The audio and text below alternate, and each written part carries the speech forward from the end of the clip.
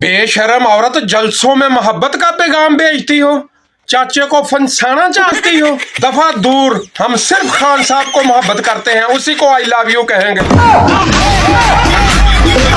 ओ मुंशी पुत्र, ओ मुंशी पुत्र, चल इलेक्शन करा।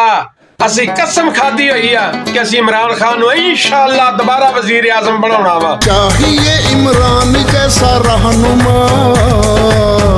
लूटियों को सलाम, पटवारियों को नमस्कार। आज फैसलाबाद में हुई घटना, दो नामलूम मोटरसाइकिल सवार शहरी की जेब में जबरदस्ती नोटली का टिकट डालकर फरार। अब शहरी ना किसी को टिकट दिखा सकता है ना बता सकता है। शहरी का मजीद कहना है, जो अपने शोर छबड़गम वास्तव को समझा नहीं सकती, वो पार्टी कैसे चला सकती है। मिलते हैं एक ब्रेक के बाद। गालियां खाने का शौक हो तो जरूरी नहीं कि आप कोई जुर्म या किसी से बदतमीजी करें। आप बाजार में खड़े होकर ये भी कह सकते हैं, अगर मियां साहब को एक मौका और मिलता तो पाकिस्तान एशियन टाइगर होता। पटवारियों ने यू फोन वालों से पूछा, शेख रशीद के बच्चे कौन है? यू फोन वालों ने कहा, तुम ही तो हो।